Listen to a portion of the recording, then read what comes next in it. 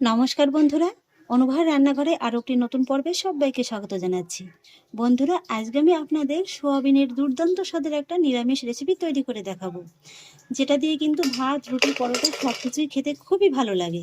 আর সেই জন্য একটা বড় পাত্রের ভিতরে আমি নিয়ে নিচ্ছি 2 কাপের মতো সোয়াবিন। আর এবার আমি এই সোয়াবিনের ভিতরে দিয়ে দেবো ফুটন্ত গরম জল। জলটা দিয়ে আমি সোয়াবিনের সঙ্গে খুব ভালোভাবে নেড়েচেড়ে মিশিয়ে নেব। আর হ্যাঁ বন্ধুরা, এইভাবে আমি সোয়াবিনটাকে হালকা করে একটু সেদ্ধ করে নিচ্ছি।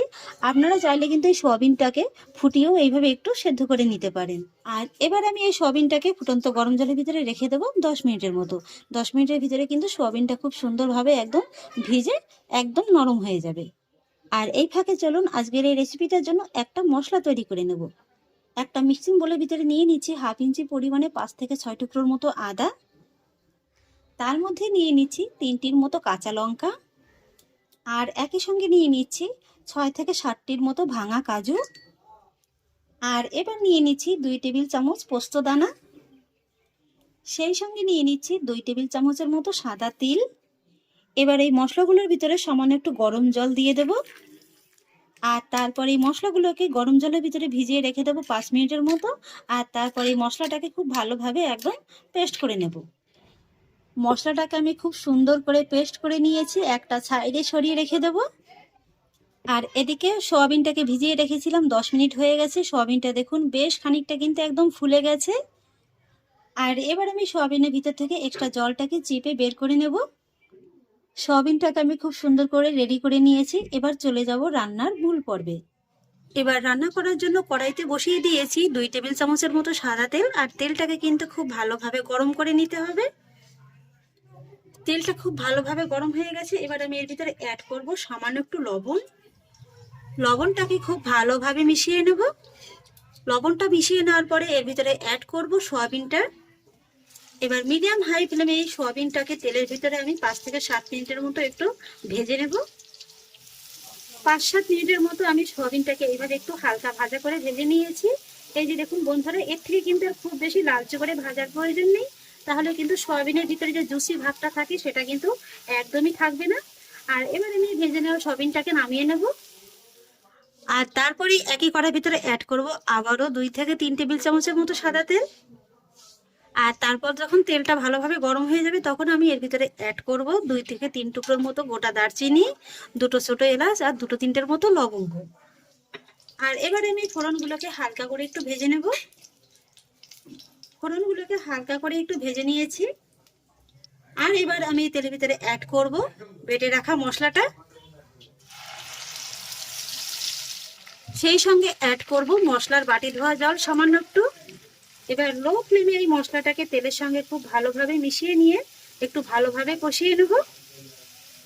প্রায় মিনিট 4 সময় নিয়ে মশলাটাকে দেখুন আমি কিন্তু একটু ভালোভাবে কষিয়ে নিয়েছি। তেলটা কিন্তু অনেকটা রিলিজ হতে শুরু করে দিয়েছে। আর ঠিক এই পর্যায়ে কিন্তু গ্যাসের ফ্লেমটাকে একেবারে কমিয়ে দিয়ে আমি এর ভিতরে অ্যাড করব 3 টেবিল চামচের মতো ফেটিয়ে রাখা টক দই। দইটাকে মশলার সঙ্গে কিন্তু খুব ভালোভাবে মিশিয়ে নিতে হবে।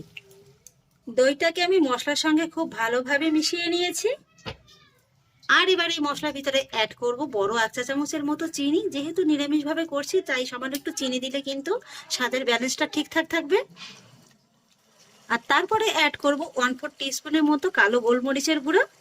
সেই সঙ্গে অ্যাড করব বড় 1 চা চামচের মতো ধনে গুঁড়ো।